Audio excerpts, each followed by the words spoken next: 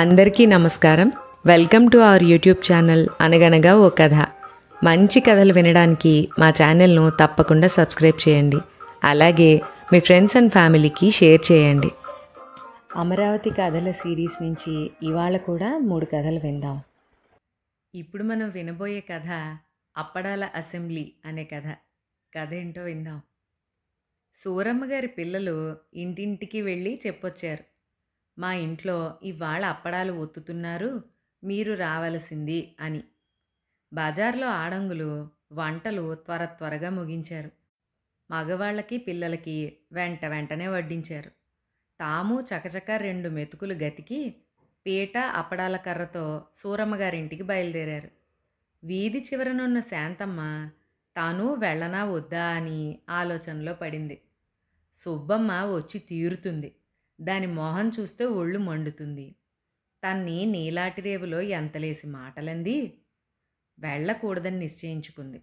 ఇంతలో చటుక్కున జ్ఞాపకం వచ్చింది, ఇవాళ సుబ్బమ్మ కునికినపాడు పోతానన్నదని. ఇంకే సంతోషంగా లేచి పనులు ముగించుకుని వంటింటికి గుళ్ళెం పెట్టి, కుక్కొస్తుందేమో జాగ్రత్త అని భర్తకి చెప్పి పీట అప్పడాల కర్రతో సూరమ్మింటికి బయలుదేరింది. శాంతమ్మ గుమ్మంలో అడుగు పెడుతూ ఉంటే సుబ్బమ్మ గొంతు వినిపించింది. సుబ్బమ్మ చెబుతోంది, కునికినపాడు వెళ్దామనుకున్నానా, పడవ రేవు దాటిపోయింది. ఎండవేళ ఎందుకులే అని మానేశాను. ఏనాటికి ఎక్కడ ప్రాప్తమో. శాంతమ్మ వెనక్కి తిరిగి వెళ్ళిపోదాం అనుకుంది, కానీ ఇంతలో ఎవరో తను రావడం చూసి, అక్కడే నించున్నావే, లోపలికి రా అన్నారు. ఇంక తప్పక లోపలికి వెళ్ళింది. శాంతమ్మని చూసి చూడగానే సుబ్బమ్మ ముఖం ముడుచుకుపోయింది. మూతి అష్టవంకర్లు తిప్పింది. శాంతమ్మ పట్టించుకున్నట్టుగా ఓ పక్క కూర్చుంది. అప్పడాల పిండి పళ్ళెంలో ముద్దగా మధ్యన ఉంది. తలా కాస్త పిండి తీసుకుని అప్పడాలు ఒత్తుతున్నారు. ఒత్తుతూ వెంకాయమ్మంది, నీకు జ్ఞాపకం ఉందే, మా రాముడి పెళ్ళికి 1000 అప్పడం ఒత్తాం, 10 బూడిద గుమ్మడికాయలు ఒడియాలు పెట్టాం. వెంకాయమ్మకి ఎప్పుడూ తన్ని గురించి గొప్పలు చెప్పుకోవడమే. ఇది సుబ్బలక్ష్మికి నచ్చదు. టక్కుని ఎదురొచ్చింది, 1000 అప్పడమా వల్లకాడా, మనమేగా ఒత్తింది, 500కి మించి ఉండవు.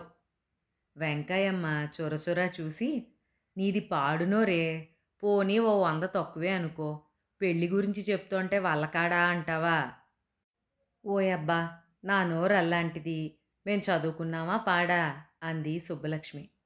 వెంకాయమ్మ సుమతి శతకం దాకా చదువుకుంది. సుబ్బలక్ష్మి స్కూల్కి వెళ్ళలేదు. వెంకాయమ్మ తిరిగి అందుకోబోతే ఎవరో సర్దేశారు. అప్పడాలు ఒత్తుతోందే కానీ శాంతమ్మ సుబ్బమ్మని ఎలాగైనా సాధించి నలుగురిలో 4 పెట్టాలని ఆలోచిస్తోంది.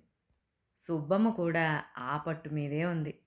సుబ్బమ్మ ఆ చివరి నుంచి అంది, మనం అనుకుంటాం కానీ మనుషులంతా ఒకటి కాదమ్మా, తగాదా పెట్టి సంతోషించేవాళ్ళు చాలామంది ఉంటారు అని. చెప్పడం అయితే అందరికీ చెప్పింది, కానీ ఎవరి గురించో చెప్పలేదు. చెప్పటం ఎందుకు, బంతి విసిరితే టక్కున అందుకున్నట్టు శాంతమ్మ ఫెడేలుమని సమాధానం చెప్పింది. తంపులు పెట్టి తన్నుకుంటే చూద్దామనుకునేదాన్నా నేను తగాదాలు పెడతానా, నేను తంపులు పెడతానా, నన్ను చూస్తే చాలు కళ్ళల్లో నిప్పులు పోసుకుంటావు. నేను చంద్రహారం చేయించుకున్నాననేగా నీ మంట. ఓయబ్బా, నగలు వెలిగిపోతోంది ఐశ్వర్యం. మొన్న పెళ్లిలో భూజం బంతి పాట నేను పాడానని కదూ నీ ఏడుపు. ఆహా, ఏమి పాట, వినలేక చచ్చాం. చస్తే ఇక్కడికి దెయ్యమై వచ్చావా. నన్ను చావమంటావా పాపిష్టిదానా, నన్ను దెయ్యమంటావా రాక్షసి. అప్పడాల కర్రలు తీసుకుని ఒకళ్ళ మీదకొకళ్ళు లేచారు. మిగతా ఆడవాళ్ళు మధ్యలోకి వచ్చి యుద్ధం ఆపారు. దాని పుటకే అంత, దాని వంశమే అంత అంటూ ఇంకా తిట్టుకుంటున్నారు సుబ్బమ్మ శాంతమ్మ. ఓ ముసలమ్మ మధ్యకొచ్చి, ఇన్నేళ్ళొచ్చాయి సిగ్గులేదు అని ఇద్దరినీ విడదీసి కూర్చోబెట్టింది. నోరెత్తారంటే పీటతో నెత్తి బాదుతానంది. సుబ్బమ్మని తూర్పు ముఖంగా, శాంతమ్మని పటమట ముఖంగా తిప్పి కూర్చోబెట్టింది. మాట్లాడకుండా అప్పడాలొత్తమని శాసించింది. సుబ్బమ్మ శాంతమ్మ మౌనంగా ఒత్తుతున్నారు. ముసలమ్మంది, ఎవరన్నం వాళ్ళు తింటున్నారు. ఏళ్ళు పైకొచ్చాయి. పిల్లలు ఎదిగొచ్చారు. కలిసికట్టుగా బతకటం ఎప్పటికొస్తుంది అని. సుబ్బమ్మ శాంతమ్మ మాట్లాడకుండా ఒత్తుతోంటే ఒకళ్ళ మీద ఒకళ్ళకి కోపం దిగిపోయింది. తిట్టుకున్నందుకు సిగ్గుపడిపోయారు ఇద్దరూ. అప్పడాలన్నీ అయిపోయాక తలా కాస్త అప్పడాల పిండి తీసుకుని ఎవరి దోవన వాళ్ళు ఇళ్ళకెళ్ళారు. శాంతమ్మ వేడి అన్నంలో నెయ్యేసి అప్పడాల పిండి భర్తకి వడ్డించి, ఏమండి, మన పిల్లని సుబ్బమ్మ కొడుక్కిస్తే ఎలా ఉంటుంది అంది. అప్పడాల అసెంబ్లీ అలా ముగిసిందన్నమాట. ఇప్పుడు మనం వినబోయే కథ ఎవరికీ చెప్పమాక అనే కథ. కథ ఏంటో విందాం. దుర్గాంబ హైక్లాస్ కాఫీ హోటల్ యజమాని శంకరయ్య చాలా హడావిడిగా ఫలహారాలు అందిస్తున్నాడు. పేరుకు శంకరయ్యే యజమాని, కానీ పెత్తనం అంతా అతని భార్య సుబ్బమ్మది. సుబ్బమ్మది పట్నం కనుక పల్లెటూరు శంకరయ్యకి ఏమీ రాదని తీర్మానించుకుని అజమాయిషీ చేస్తుంది. తన పట్నవాసానికి రుజువుగా మాటల్లో మధ్య మధ్య ఇంగ్లీష్ పదాలు వాడుతుంది. పైగా అట్లు పోసేది తను. ఎంత మొగుడైనా అతగాడు అందించేవాడు కదా. శంకరయ్య లోపలికొచ్చిన వాళ్ళని వరసలు పెట్టి ఆహ్వానించి కూర్చోబెడుతున్నాడు. బావా, ఇటు కూర్చో. బావా, ఇవాళ ఎంత ఆలస్యమైందే? ఇలాగా. ఇహ వరండాలోంచి వంటింట్లోకి పెట్టే కేకలు ఇలా ఉంటాయి. పుల్లారావు గారు వచ్చారు, ఓ పెసరట్టు, అల్లం పచ్చిమిరపకాయలు ఎక్కువ. ఎల్లారావు గారికి ఉల్లిపాయట్టు రోస్టు అని శంకరయ్య అంటూ పుల్లారావు ఎల్లారావులు పొంగిపోయేవారు. లోపల సుబ్బమ్మ పెనం మీద అట్లకాడతో ఠాంగని కొట్టడంతో పాటు అట్టు రెడీ లేక అట్రెడీ అంటూ తిరిగి అరిచేది. ఆవిడికి తన గొంతును వచ్చిన వాళ్ళకి వినిపించటం ఓ సరదా. శంకరయ్య పరుగు పరుగున అట్లు ఆకులో వేసుకొచ్చి అందిస్తే పుల్లారావు ఎల్లారావులు తమ పేరు మీద ప్రత్యేకంగా కాల్చిన ఆ అట్లు మురిసిపోతూ తింటుంటే అడగకుండానే ఉప్మా వడ్డించేవాడు. చట్నీ మిగిలిపోయిందని రెండో ఉప్మా కూడా తగిలించేవాడు. అయితే ఉప్మా మిగిలిపోతే చట్నీ మళ్ళీ వేయడానికి గింజుకు చచ్చేవాడు. చట్నీ అయిపోతే సరికి ఏం చేసుకోను అంటూ చెంచాతో విదిలించేవాడు. ప్రతి పావుగంటకి చట్నీ రాచిప్పలో నీళ్లు కలుపుతూ వీధిలోకి చూస్తూ ఉండేవాడు. యాత్రికులు కనిపిస్తే చెంగున వీధిలోకి గెంతి ఇడ్లీ ఉప్మా అట్టు రెడీ అంటూ చుట్టుముట్టి వాళ్ళకి ప్రదక్షిణం చేసేవాడు. కొబ్బరికాయలు కొనుక్కోవాలి, స్నానం చెయ్యాలి అని వాళ్ళంటే అదేం వినిపించుకోకుండా రామనామంలాగా ఇడ్లీ ఉప్మా అట్టు రెడీ అంటూ వాళ్ళని అడుగు ముందుకేయనిచ్చేవాడు కాదు. పోనీ టిఫిన్ చేసే వెళ్దాం అనే స్థితిలోకి వాళ్ళని పెట్టి ముక్కుకు తాడేసి హోటల్లోకి లాక్కొచ్చేవాడు. ఒకసారి ఓ 60 మంది కుర్రకారు హోటల్లో జొరబడి కావలసినంత తిని చట్నీ గురించి పేచీలేసుకుని లెక్క తప్పు చెప్పి కావాలని శంకరయ్యతో తగాదా పెట్టుకున్నారు. అట్టు సైజు తగ్గింది కాబట్టి హాఫ్ రేటు అన్నారు. ఉప్మాలో జీడిపప్పు తగలలేదు కనుక అసలు డబ్బులివ్వం అన్నారు. మాట మీద మాట పెరిగింది. పందిరి పీకేస్తామన్నారు కుర్రకారు. పీకండి చూస్తా అని తిరగబడ్డాడు శంకరయ్య. అనటమేమి, అందులో ఓ కుర్రాడు పెన్సిల్ చెక్కుకునే చాకు బయటకు తీసి బల్ల మీద నిలువుగా టంగున గుచ్చాడు. శంకరయ్యకి ముచ్చెమటలు పోసాయి. అతనికి పెళ్ళాన్ని చూసినా చాకును చూసినా మాట పడిపోతుంది. ఎంతో అంత ఇచ్చి వెళ్ళండయ్యా అన్నాడు ఏడుపు ముఖంతో. కుర్రకారు వాళ్ళకి తోచింది దానం ఇచ్చి బయటకు వెళ్ళడమే తడవు. ఇంట్లోంచి సుబ్బమ్మ పరిగెత్తుకొచ్చి మొగుణ్ణి ఈ విధానం దీవించింది. నువ్వు మొగాడివా, నువ్వు మొగుడివా, ఆ ఫైటింగ్ గాళ్లకు టిఫిన్ ఎందుకు ఇచ్చావు? ఆ బ్లడీ అట్లా అరుస్తుంటే నీ నోరు ఏమైంది? అసలు నువ్వు బ్లడీవి, నువ్వు ఫూలువి, నువ్వు యూజ్లెస్వి. పో, దుకాణం కట్టేసి కిష్టకెళ్ళి స్నానం చేసిరా అని తరిమేసింది. శంకరయ్యకి పెళ్ళాన్ని తిట్టినందుకు కాదు గాని ఇంగ్లీష్లో తిట్టిందే అని బాధపడుతూ కృష్ణ ఒడ్డున చింత చెట్టు కింద కూర్చుంటే అక్కడ పుల్లలేరుకుంటోన్న మల్లి కనిపించింది. మల్లి మంచి వయసులో ఉంది. ఉన్నట్టుండి శంకరయ్యకు మల్లి మీద మనసైంది. దగ్గరికెళ్ళి మెలికలు తిరుగుతూ, ఏమే, రోజుకి ఎంత సంపాదిస్తావే అని అడిగాడు. ఎంతొస్తాయే, నువ్వు ఆరుస్తావా తీరుస్తావా అంది మల్లి. హోటల్కి రావే, ఉప్మా పెడతాను అన్నాడు శంకరయ్య. డబ్బులు అతని దగ్గర ఎప్పుడూ ఉండవు కనుక ఆ ఒక్క ముక్క కరెక్ట్గానే అన్నాడు. మళ్ళీ ఎంతెత్తున లేచి, నాకు ఉప్మా పెడతావంట్రా, నన్ను రమ్మని పిలుస్తావంట్రా అంటూ తిట్లు లంకించుకుంది. ఆ తిట్లతో ఏడుపు కలిపింది. ఈ ఏడుపులు కృష్ణలో స్నానం చేస్తోన్న పోలీసు చెవిన పడ్డాయి. అతగాడు ఒళ్ళు తుడుచుకోకుండా పరిగెత్తుకొచ్చి తడి తుండుగుడ్డతో శంకరయ్య చేతులు కట్టేసి పోలీస్ స్టేషన్కి తీసుకెళ్ళాడు. గంటసేపు కటకటాల వెనకాలుంచి వారం రోజుల పాటు తిన్నంత టిఫిన్కి ఒప్పందం కుదిరాక శంకరయ్యను వదిలేశాడు పోలీసు. ఆ మర్నాడు ఉదయం దుకాణం కట్టేసి వీధిలో వస్తుంటే ఎవరో శంకరయ్య అని పిలిచారు. శంకరయ్య వాళ్ళ దగ్గరికి వెళ్ళి, రామయ్య బావా, చింత చెట్టు దగ్గర మల్లిని పలకరించాను. అమ్మ తోడు, నేనేం చేయలా, పోలీస్ తీసుకెళ్ళాడు. ఓ గంట లోపలుంచి వదిలేశాడు. నా మీదొట్టు, ఎవ్వరికీ చెప్పమాకు అని ముందుకెళ్ళాడు. ఇంకెవరో ఒరే శంకరయ్య అంటే అతని దగ్గరికి వెళ్ళి, పుల్లయ్యన్న చింత చెట్టు దగ్గర అంటూ తనే పాట అంతా పాడి ఎవరికీ చెప్పమాకు అన్న పల్లవితో ముగించి ఒట్టేయించుకున్నాడు. అలా పిలిచిన వాళ్ళకి పిలవని వాళ్ళకి తనే కథ అంతా చెప్పి ఊరంతా చాటింపేయించుకున్నాడు. మర్నాటికి ఈ విషయం సుబ్బమ్మ చెవిన పడ్డది. భద్రకాళి అయిపోయి వంట వడ్డన అంతా తనే చూసుకుంటూ మొగుడి చేత వారం పాటు అంట్లు తోమించింది. అంట్లు తోముతూ శంకరయ్య ఆశ్చర్యపోయాడు. ఎవ్వరికీ చెప్పమాకని ఒట్టేయించుకున్నానే. ఇక్కడితో ఈ ఒట్టు కథ సమాప్తం. ఇప్పుడు మనం వినబోయే కథ పేరు వేలం సరుకు. కథ ఏంటో విందాం.